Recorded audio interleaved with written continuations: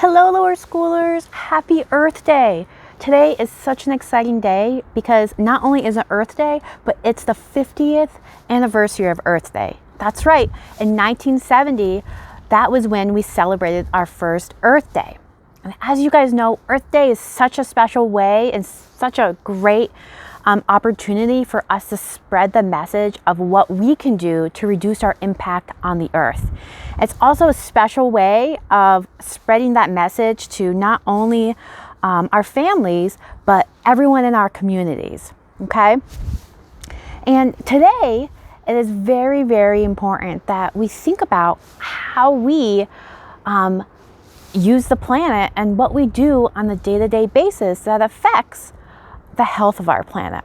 And I think it's important that even today, in this strange time that we have to be apart from one another, we need to think about not only what we do on the day-to-day and how we live within the earth, but that we're also connected to everything on this earth, and what we do affects what happens to the animals and the plants around us, okay? And we all share earth, and we all call it home. So it's very important and crucial during this time that we think about how we can reduce our impact, not only for everyone today, but also most importantly for our future Applewild students and your future families, your future children. It's important that we think about this message today, but also how we can be more connected to everything in this earth moving forward, how we can reduce our impact on climate change, and how we can reduce our footsteps on this planet. So today, I want you to think about what you can do to help our planet be a healthier planet. And it's all of our responsibilities, everyone, to make this planet be available for many future generations to come. And how we can do that is by looking at what we're doing now and how we can make little changes to our lifestyles, to what we do, as simple as taking shorter showers and as simple as picking up trash on our walks. Those little things make a difference. So today you are going to be doing at least a few of these activities that I have for you, okay? And please have fun with this, and please make sure you get everyone involved in these activities. Our first Earth Day activity is a scavenger hunt. And this scavenger hunt is done best when outside. You can do this in your yard or on a neighborhood walk, or if you have a park close by or a rail trail close by. I've been able to find tree buds. I hear birds singing all the time in my home. I'm still on the lookout for a mossy rock and an insect that helps spread pollen. We'll see. I'll have to look some more later today. I also have Earth Day bingo. So in bingo, in order to get bingo, you would have to get 5 across, 5 down, or 5 diagonally. So you have to connect the boxes. So in order to do that, you have to go through each box and see if you do these earth-friendly practices at home. So if you use solar power in your home, you could check that off. If you use glass containers instead of plastic to store your food, you can check it off. If you reduce, reuse, and recycle, there's another one. Take short showers. And if you teach someone about earth-friendly practices, then you'll get bingo. There's lots of other things here that you might already do. If you don't, now's the day to think about implementing those practices to reduce our footprint on our earth. So please let me know if you get bingo. You can also make a sign for your window that has an earth-friendly message on it. I think this is a great way of spreading the word of taking care of our earth to our neighborhood and people that pass by. I know for me, I live on a cul-de-sac, so a lot of people like to walk down and pass by my house, especially when we're having wonderful weather. So what you need to do, or what materials you need for this for this project is simply a piece of paper or something that you can use to write your message on. So I encourage you to use a paper bag or something that you can recycle for your message rather than using printer paper that you would use for maybe to print schoolwork. So I decided to use some of the paper bags I had laying around, and I got paint and painted my background color, and then used marker and other paints to write my message, and also paint a few pictures on it that also conveyed what I was trying to say as well. So for my first one, I said, clean up the earth. It's our only home. Well, that's certainly true. If we don't take care of our earth, how are we going to live healthy and happy lives? I also said, every drop counts. And that is in regards to water. We want to make sure that we are able to keep our waterways clean and making sure that we have good, clean water, not only for us, but for our plants and animals as well. So I wanted to spread that message on my window. Feel free to make your sign bigger. I chose to make my sign 8.5 by 11 because I have window panes in my sign that section off my window. So it would make it hard to read my entire message if I covered up the entire window. But do what's best for you. Another way that you can spread the message in your communities is by painting earth-friendly messages on rocks. Just like you guys did with your buddies making kindness rocks, you're making kindness rocks for the earth in a sense. I decided to find a rock that I had in my yard, and then I got some non-toxic paints and did a first coat, and then decided I would paint the earth in a heart shape because my rock had a heart shape to it. And I also decided to make my message be every day is Earth Day, meaning we shouldn't just think of taking care of our earth on Earth Day, but also every day. Okay, now you can be creative with this as well. You can do the exact same message that you did for your window sign if you have enough room on your rock, or you can think of something else. And here you'll see me placing my rock at a spot where I know lots of people go. It's at the mailboxes.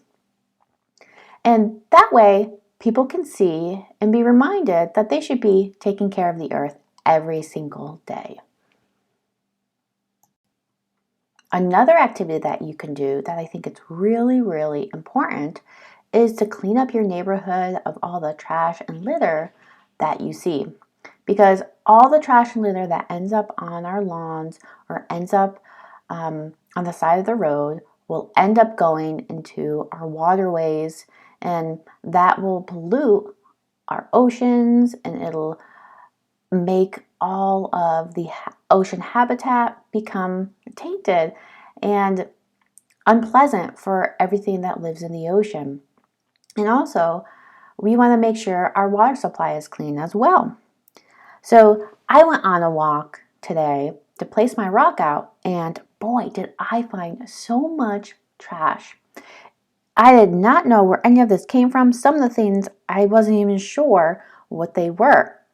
But all I know is that they are removed from the environment, and now I've disposed of them properly. I've either recycled the recyclable materials or I've put the trash in the trash, and it's no longer going to end up someplace where it shouldn't belong. Now, if you decide to do this, which I hope you do, please make sure to wear gloves or mittens to protect yourself from any germs that might be on there on the trash. And make sure to take a picture of your trash to see how much you cleaned up your neighborhood. Another simple way you can help our planet is by planting a seed. Either planting a tree or planting a flower or vegetable seed would be perfect for helping reduce, for one, our carbon footprint. So plants are wonderful many, many ways, but they also help reduce the amount of carbon dioxide in our atmosphere. So if you plant a tree, that tree is going to grow and grow taller and wider every year, and it's going to be taking more and more carbon dioxide out of the atmosphere. One other thing, especially with trees, is when they get bigger, they provide more and more habitat for animals that are around your home. Planting seeds in your garden is wonderful too, because not only can you take the pride in knowing that what you have as part of your dinner or lunch or breakfast is coming right from your yard or your garden. It's also wonderful because you don't have to go to the store and put more carbon dioxide or put more pollution into the atmosphere by driving from your home to the grocery store. And you know exactly where your food is coming when you plant your own garden. Of course, planting flower seeds is wonderful too, because again, it provides habitat for certain insects that are very important for birds and other animals, but also it provides pollen and nectar for species that are really becoming threatened or uncommon these days. And they really need extra support. And what better way to give them support than having flowers and different plants that provide them food and shelter at your home? Another way that you can help our planet is by simply going outside and observing nature on your own and looking at everything that's surrounding you. It's a great way to think about how we're connected to this planet and how exactly we fit in to this planet, because there's so many other organisms on this planet, like birds, insects, plants. There's a lot of different things that we share our planet with. And going outside and observing nature, observing the animals around you, or just observing and looking and using your senses to connect with the natural world makes you realize how small we actually are and how much we have an impact on this earth. So if you're in first, second, or third grade, you already have a nature journal that will allow you to be able to go outside and observe something up close, or just draw a picture of the clouds, or draw a picture of something that you think is really, really neat in your yard. So get outside, use your nature journals to record what you see. If you don't have a nature journal, maybe use a camera to capture everything that you see and everything that captures your interest. Another great way to connect to nature is to go bird watching.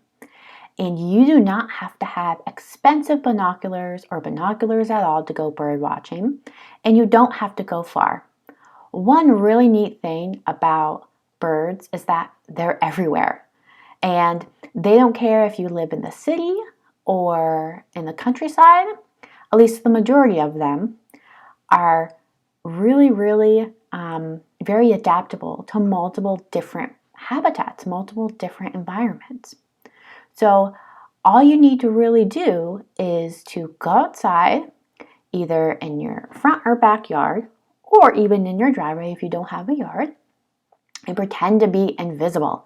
I know that sounds really weird, but birds come when they feel safe, and they feel safe when they don't hear any loud noises and they don't see any sudden movements.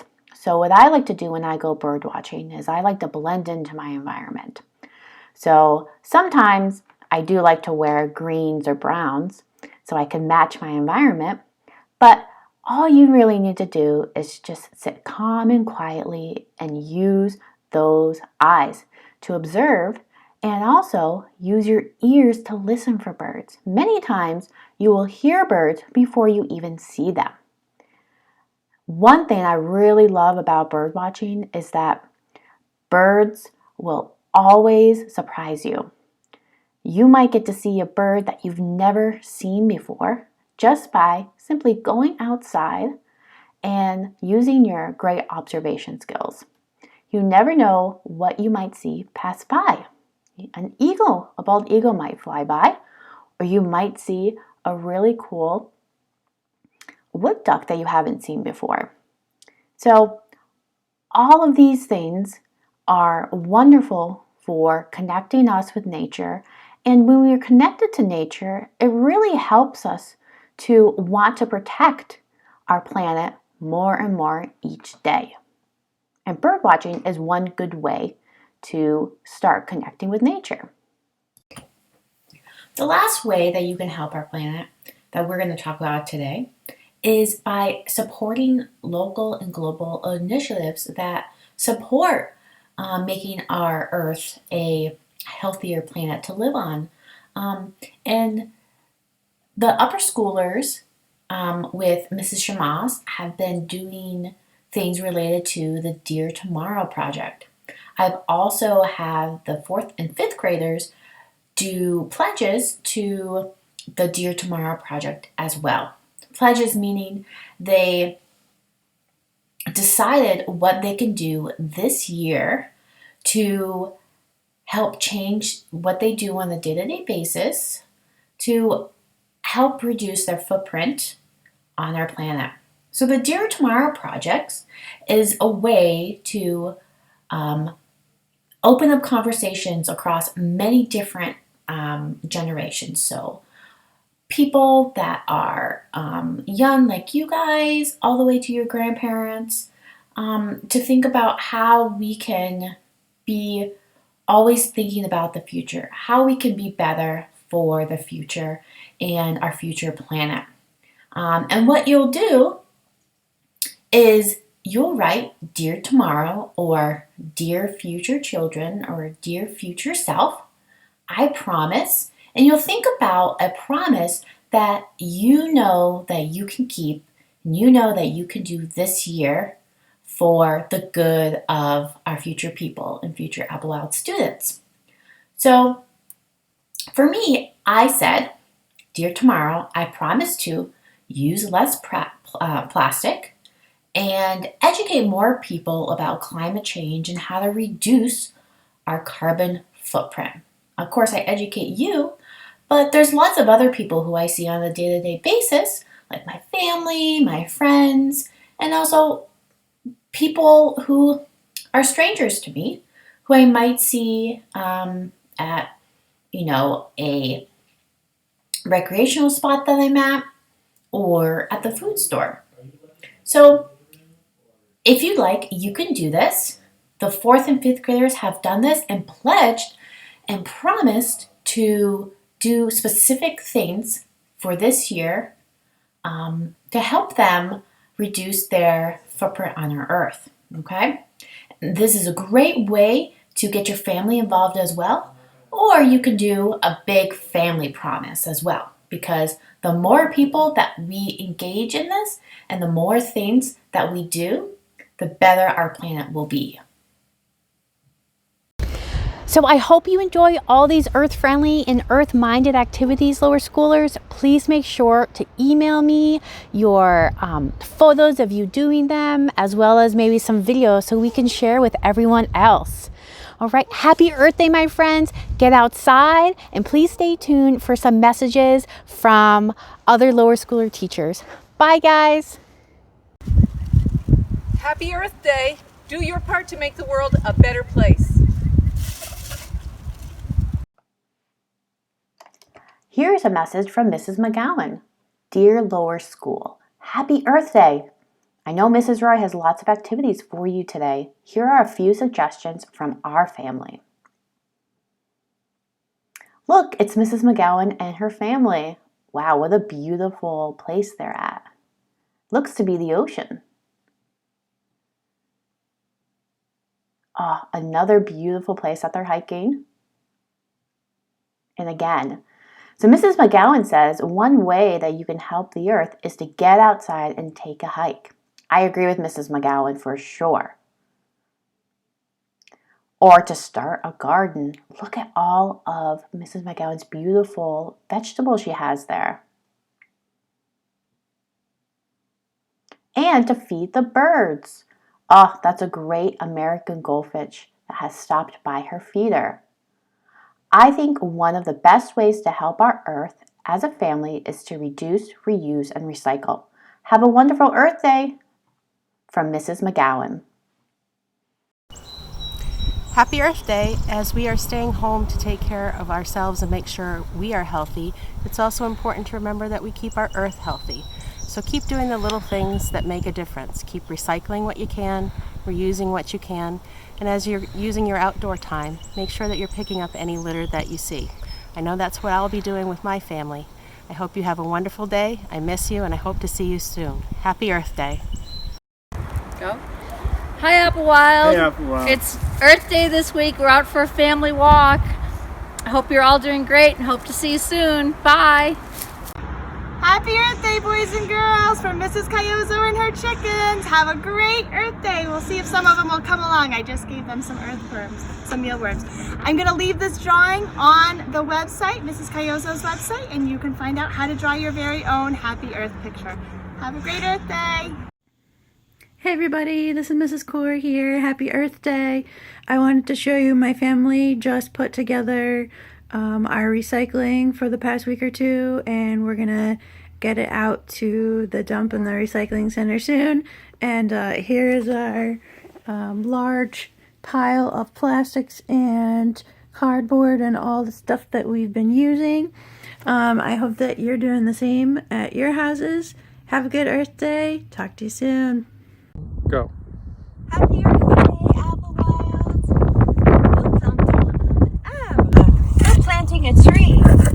There are 4 sortes de pommes with 4 kinds of apples. Have you ever heard of grafting? Check it out. Happy Earth Day, everyone. Hello, lower schoolers. Happy Earth Day. There's so many different ways we can do things to help keep our Earth beautiful. What are you going to do? Today I'm going to get some trash out of the stream here. This way here, our streams will stay beautiful.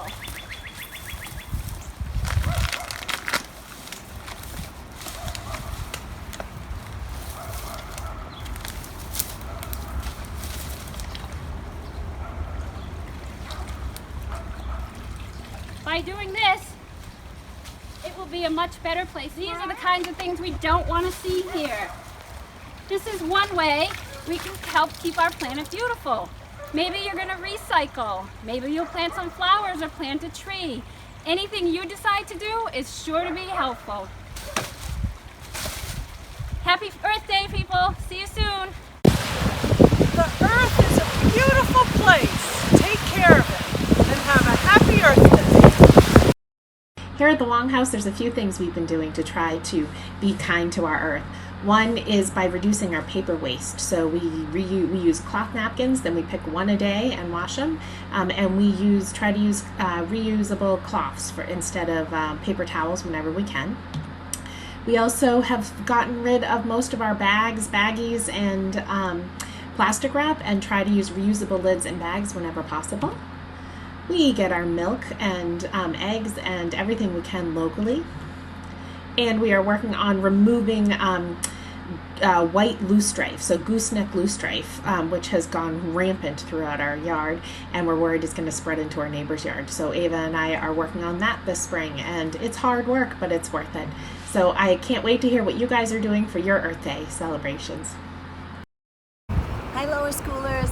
I'm enjoying Mother Nature, and I pledge to her and to all of you that I will use my power to vote for leaders and legislation that preserve and protect our environment. Happy Earth Day! Happy Earth Day! Hello, lower schoolers. I wanted to share a way that the Barrett family helps save the planet and helps make the planet better. We recycle. We have 2 recycling bins. This is our recycling bin for our paper goods. Go ahead. This is Madeline here. paper goods. And this is our bin for our plastic and glass and everything else. Metal goods. Put that in there.